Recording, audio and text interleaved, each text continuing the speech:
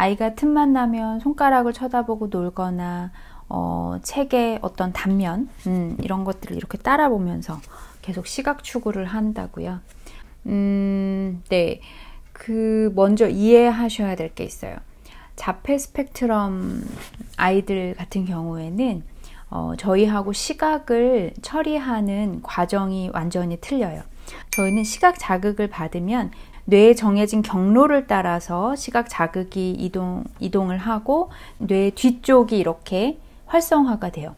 그런데 자폐 아이들 같은 경우에는 물론 아이들만 다 그런 건 아니지만 아주 많은 자폐 아이들이 시각적인 정보가 뇌에 들어왔을 때 뇌 전체가 활성화되는 경우가 있어요. 그런 경우에는 단순한 시각 정보지만 뇌 전체가 활성화하게 되기 때문에 훨씬 더 입체적으로 그 자극을 느끼게 되어 있어요. 제가 좋아하는 히가시다 나오키의 책에 의하면 물이 움직이는 물결을 보거나 혹은 나뭇잎이 이렇게 흔들거리는 것을 보면 온 세상과 차단이 되고 그 속에 완전히 빨려 들어가서 거기서 헤어나오기가 힘들다 라고 표현을 하고 있어요. 그리고 또 템플 그린든 나는 그림으로 생각한다 라는 책, 이 제목에서도 알 수 있듯이 뭐라고 설명하셨냐면, 누군가 나한테 이야기를 하면 나는 그게 그 즉시 그림으로 번역이 된다. 그래서 말을 듣는 것은 거의 외국어와 같다, 이렇게 표현을 하고 있어요. 그처럼 청각적인 처리, 청각, 듣는 거, 듣고 나서 처리하는 거는 훨씬 어렵고, 뭔가 시각적인 자극에 대해서 반응하고 느끼는 것이 저희하고 완전히 틀리다는 것을 우선은 기억을 하셔야 돼요. 그렇기 때문에 이게 너무나 재밌는 거예요. 너무나 재밌는 놀이기 때문에 사실 시각 추구가 있는 친구들은 잘 없어지지가 않아요. 왜냐면 언제 어디서나 너무나 쉽게 자기가 제일 좋아하는 그 놀이의 세계로 빠져들 수 있기 때문에 그거를 정말 끊어내는 게 거의 불가능하다라고 생각을 하시면 돼요. 그리고 또 하나 생각하셔야 될 건 시각 추구처럼 보이지만 시각 추구가 아니고 다른 게 원인인 경우가 있어요. 뭐냐면 바로 고유수용성 감각에 대한 추구인데요. 어떤 친구들이 그러냐면 아까 제가 예로 들었듯이 이렇게 책에 요런 사선 요런 거 따라 보면서 이렇게 눈을 옆으로 흘기면서 이렇게 따라 보는 거 좋아하는 친구들이 있어요. 어떤 특정 면을 따라 보면서 특히 눈을 옆으로 이렇게 째려보면서 이렇게 그 자극을 추구하는 친구들이 있거든요. 그런 친구들은 시각 자체 플러스 고유 수용성 감각을 동시에 추구하는 경우예요. 무슨 얘기냐면 안구의 움직임은 안구 옆에 아주 작은 근육들이 있어요. 그 근육의 움직임을 통해서 저희가 안구를 조절하거든요.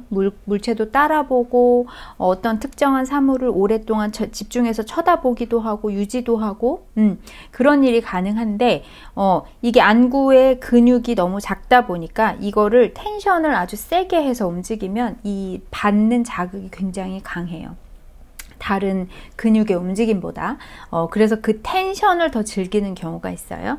그런 경우에는 사실 시각 자극 플러스 고유성성 감각 자극 추구라고 해석을 하실 수가 있고, 그런 친구들 같은 경우에는 사실 눈만 가지고 고유성성 감각을 추구하기보다는 뭐를 막 깨물려고 한다든지 뭐를 막 꽉 쥐려고 한다든지 이런 다른 종류의 고유성성 감각 추구 행동도 아마 동시에 보실 수 있을 거예요.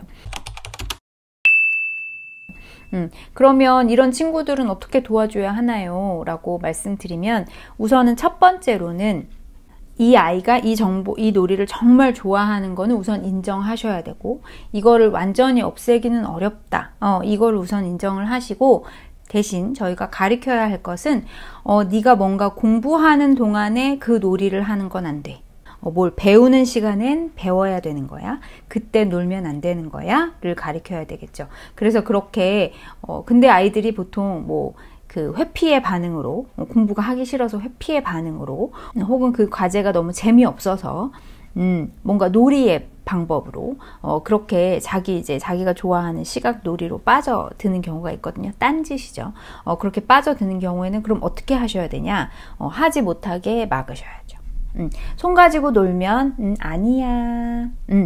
그 다음에 이렇게 째려보고 놀면 안 돼, 지금은 이거 먼저, 이렇게 시각적인 자극을 차단시켜줘서 다시 원래의 과제에 집중하도록 그렇게 도와주셔야 되고, 감각통합에서는 뭐라고 설명을 하냐면 추구라는 행동 자체는 그 감각에 대해서 이 아이가 필요한 거다 라고 해석을 해요. 그래서 그거를 무조건 못하게 하지 말고 조금 더 적절한 방법으로, 조금 더 기능적인 방법으로 그 시각 자극 놀이를 할 수 있도록 전환해주는 거를 많이 하죠. 이렇게 대근육 활동을 하면서 뭐를 계속 따라 쳐다보게 한다든지, 그런 활동, 아니면 뭐 풍선 치기를 하면서 계속 따라 쳐다보게 한다든지, 이 아이는 우선은 그런 시각적인 자극에 대한 반응이 좋기 때문에 그런 과제들을 계속 연결을 해서 이 아이한테 제공을 해준다든지, 혹은 저 같은 경우에는 보상으로도 사용을 하는데,